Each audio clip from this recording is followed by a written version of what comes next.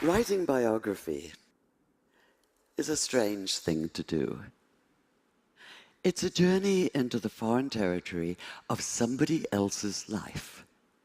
A journey, an exploration that can take you places you'd never dreamed of going and still can't quite believe you've been, especially if, like me, you're an agnostic Jew and the life you've been exploring is that of Muhammad. 5 years ago, for instance, I found myself waking each morning in misty Seattle to what I knew was an impossible question. What actually happened one desert night, half the world and almost half of history away? What happened, that is, on the night in the year 610 when Muhammad received the first revelation of the Quran on a mountain just outside Mecca? This is the core mystical moment of Islam. And as such, of course, it defies empirical analysis. Yet the question wouldn't let go of me. I was fully aware that for someone as secular as I am, just asking it could be seen as pure chutzpah. And I plead guilty as charged, because all exploration, physical or intellectual, is inevitably, in some sense, an act of transgression, of crossing boundaries. Still, some boundaries are larger than others. So, a human encountering the divine, as Muslims believe Muhammad did? To the rationalist, this is a matter not of fact, but of wishful fiction. And like all of us, I like to think of myself as rational, which might be why when I looked at the earliest accounts we have of that night, what struck me even more than what happened was what did not happen. Muhammad did not come floating off the mountain as though walking on air. He did not run down shouting, "Hallelujah," and "Bless the Lord." He did not radiate light and joy. There were no choirs of angels, no music of the spheres, no elation, no ecstasy, no golden aura surrounding him, no sense of an absolute foreordained role as the messenger of God. That is, he did none of the things that might make it easy to cry foul, to put down the whole story as a pious fable. Quite the contrary. In his own reported words, he was convinced at first that what had happened couldn't have been real. At best, he thought it had to have been a hallucination, a trick of the eye or the ear perhaps, or his own mind working against him. At worst, possession, and he'd been seized by an evil jinn, a spirit out to deceive him, even to crush the life out of him. In fact, he was so sure that he could only be Majnun, possessed by a jinn, that when he found himself still alive, his first impulse was to finish the job himself, to leap off the highest cliff and escape the terror of what he'd experienced by putting an end to all experience. So the man who fled down the mountain that night trembled not with joy, but with a stark, primordial fear. He was overwhelmed not with conviction, but by doubt. And that panicked disorientation, that sundering of everything familiar, that daunting awareness of something beyond human comprehension, can only be called a terrible awe. This might be somewhat difficult to grasp now that we use the word awesome to describe a new app or a viral video. With the exception, perhaps, of a massive earthquake, we're protected from real awe. We close the doors and hunker down, convinced that we're in control, or at least hoping for control.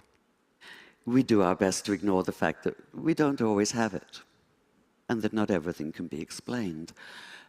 Yet, whether you're a rationalist or a mystic, Whether you think the words Muhammad heard that night came from inside himself or from outside, what's clear is that he did experience them, and that he did so with a force that would shatter his sense of himself and his world, and transform this otherwise modest man into a radical advocate for social and economic justice. Fear was the only sane response, the only human response. Too human for some, like conservative Muslim theologians who maintain that the account of his wanting to kill himself shouldn't even be mentioned, despite the fact that it's in the earliest Islamic biographies. They insist that he never doubted for even a single moment, let alone despair. Demanding perfection, they refuse to tolerate human imperfection. Yet what exactly is imperfect about doubt?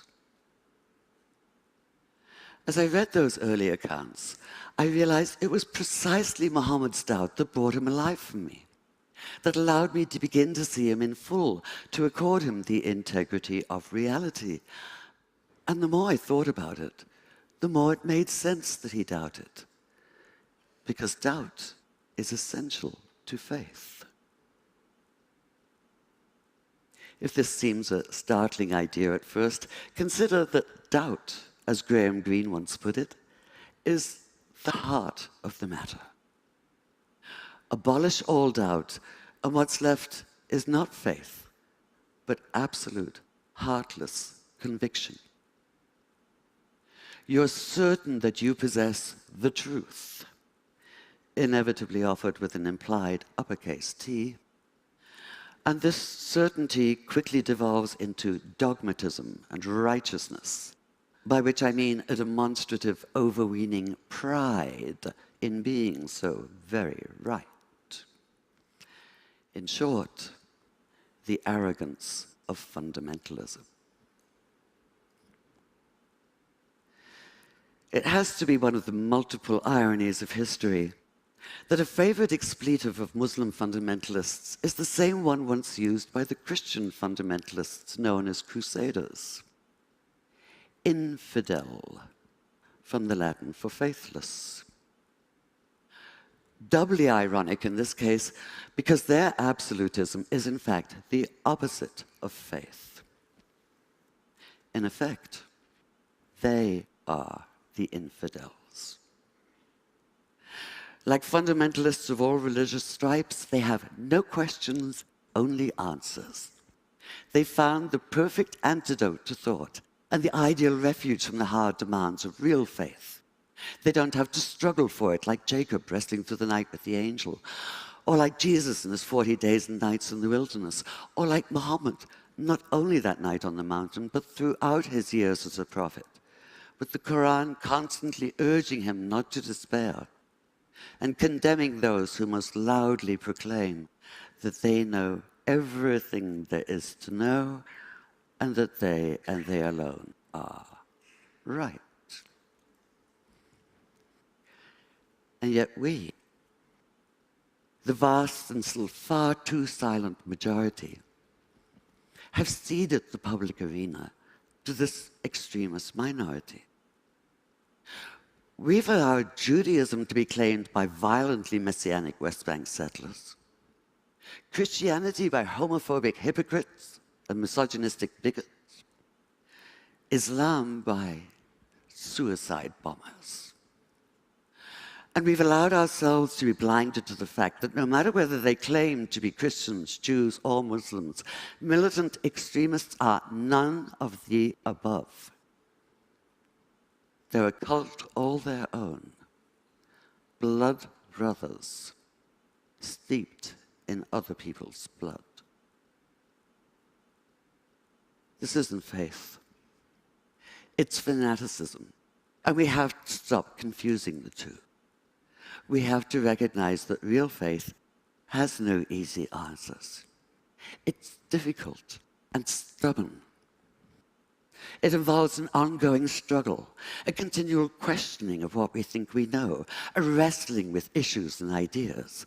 It goes hand in hand with doubt, in a never-ending conversation with it, and sometimes in conscious defiance of it. And this conscious defiance is why I, as an agnostic, can still have faith. I have faith, for instance, that peace in the Middle East is possible despite the ever-accumulating mass of evidence to the contrary. I'm not convinced of this. I can hardly say I believe it. I can only have faith in it, commit myself, that is, to the idea of it. And I do this precisely because of the temptation to throw up my hands in resignation and retreat into silence. Because despair is self-fulfilling. If we call something impossible, we act in such a way that we make it so. And I, for one, refuse to live that way. In fact, most of us do.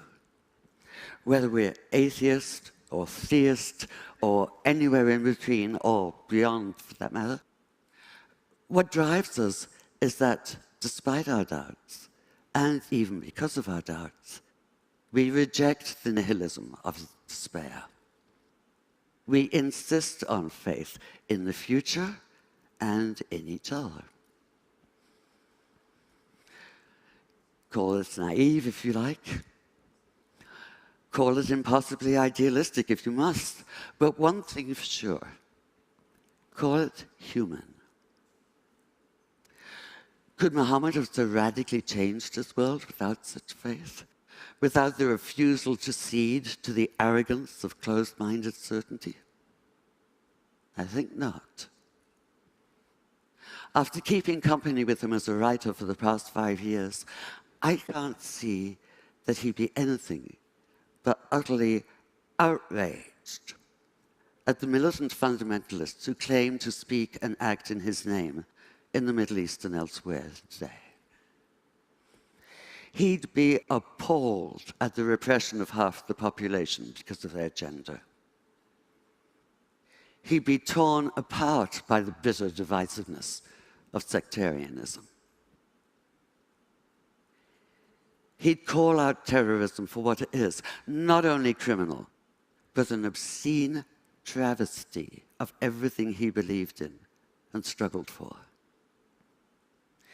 He'd say what the Quran says: anyone who takes the life of all humanity. Anyone who saves the life saves the life of all humanity. And he'd commit himself fully to the hard and thorny process of making peace. Thank you.